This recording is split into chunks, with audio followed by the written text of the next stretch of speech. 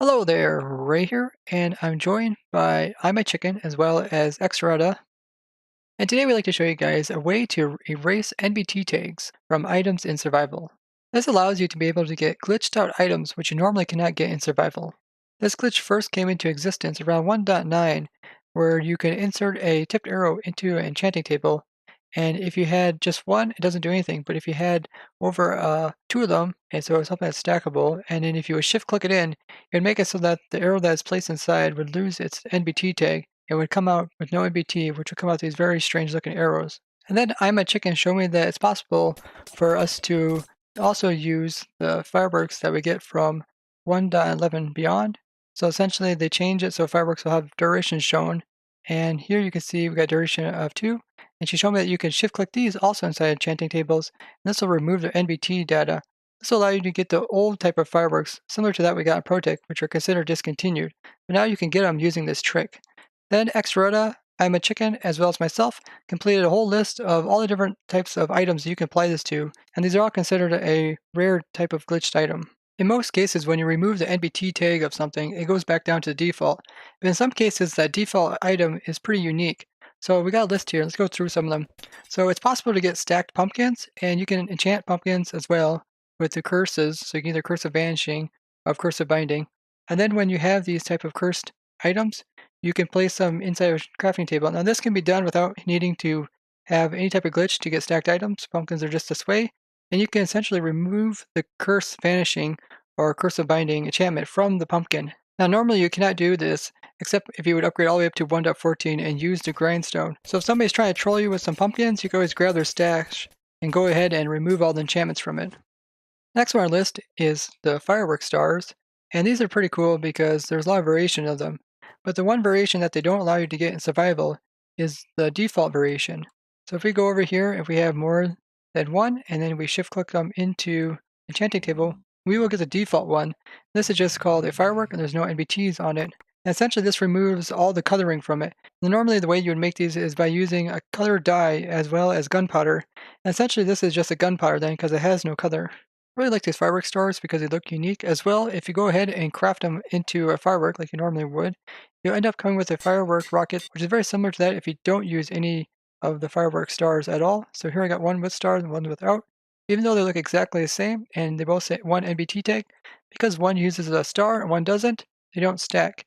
Now if you use a star that has a coloring, it would come down in its labeling and tell you that it has something special. This is a little bit different than the ones that have coloring in them, since if you would craft up those, in the labeling here, they'll show you that they have a different type of coloring. This trick also can be done with banners. As you add layers onto the banners, they accumulate NBT tags. So you normally would come with a green one, and then you'd add a blue base onto this one. And then if we would stick this inside of enchanting table, we need to have more than one. And once you shift click it in, you removed all of the layers it has. This is very similar to that of using the banners on a cauldron, which allow you to wash them. But when you do use a banner on a cauldron, it will use some of the water up, and where if you use it on enchanting table, it doesn't cost you any water. The other one's a real favorite among everyone because you get an uncraftable arrow, which is not one you normally can get in survival.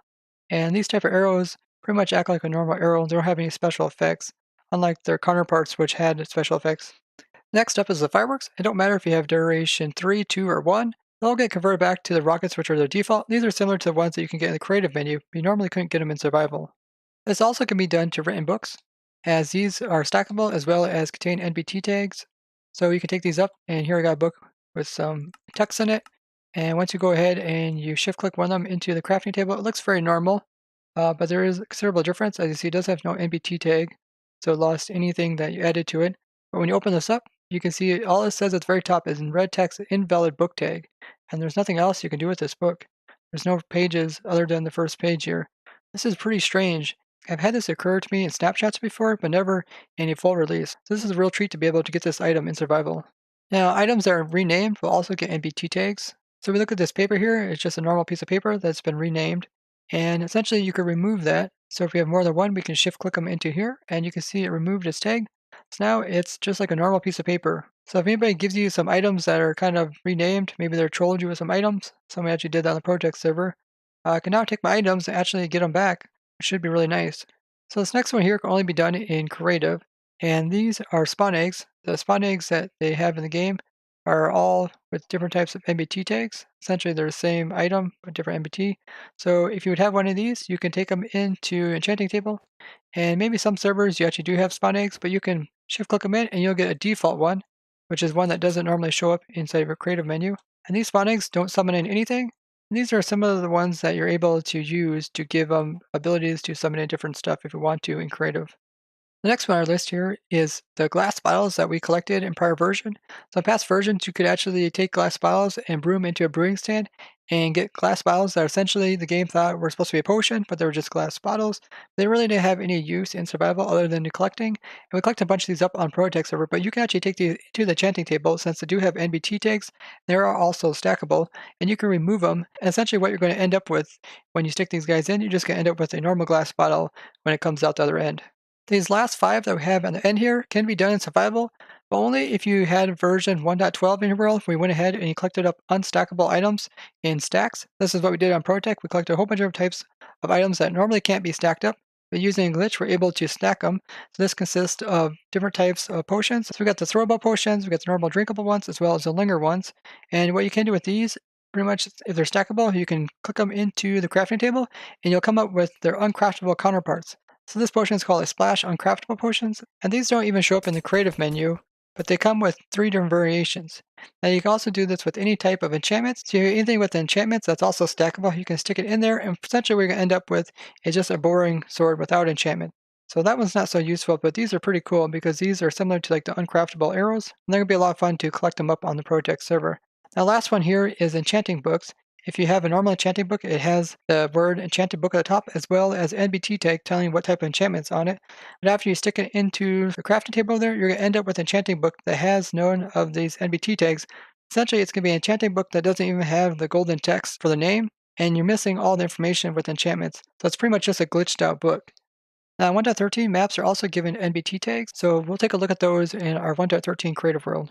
Now, 1.13 they added so that you could click on banners with maps. This will allow you to get different types of markers, similar to this yellow one I got on this map. And with this change, they also introduced it so that the maps will now have an NBT tag. So if we go ahead and we look at, let's just open up a new map. This new map here, at the very bottom it says NBT tag of 1. And you can go ahead and you can get stacks of maps. So if we would take these into a enchanting table and we would shift click one of these in there, you'll see that we'll come up with a map that doesn't have an NBT tag. Also notice that the original one had an ID of 38, and this one only has an ID number of 0. Now if we take a look at what type of map came out of it, you notice this map is different than the original map, which is this one right here. So they turn out to be a different map. Obviously with the ID 0, it's looking at a different place on the server, and we actually figure out where it's looking at. So this is location where the map is currently looking at right here on our test server. But this isn't the actual map that is for this area. So if we would pull up a map for this area, if I just click on this map, this is essentially what the map should look like of this area. And notice the difference between this one and this one. This one's obviously up to date. You can see this big, huge chunk of diamond blocks here. And this one seems to be kind of old, maybe completely outdated. So we did a bunch of testing with the maps to see what was going on with them. And it turns out the very first map that is in the game is essentially giving this ID of 0. And as long as you only have one map in the game, it will always be able to update, similar to the way that this map has. But once you make another map in the game, then the very original map, which is this map 0, will essentially be stuck in this state. And if you change anything around the location, it will never update. Notice also the player marker is in the top left-hand corner. And if you look at this one, you can see that this map is staying up to date. It's even moving my player around. A similar thing also applies to ocean monument maps or woodland mansions. Will act very similar to that of the other maps, meaning if you have 2 of these maps in the world, the first one will lock up. But the difference is with these type of maps, you have to actually load the area. So you have to go to that location with the map before it will lock the first map. And these first maps cannot be altered afterwards. So they're kind of a cool thing to have in your server, maybe to showcase some area that's never changed. It was a lot of fun working with Chicken as well as Extra to go ahead and come up with this list, and we will provide a world download down in the description. And I'm going to really have a lot of fun going ahead and acquiring all these things for the project server and add them to the museum. Thanks for Chicken as well as Extra for helping me with this video. As well, if you guys would like to see more videos like this, be sure to go ahead and subscribe and hit that bell button. And if you found this video interesting, I really appreciate if you guys would show it with a like. And if you guys have any questions about this, be sure to ask us down in the comments. And if you guys can think of any other types of items that we should test, tell us there as well. Bye-bye!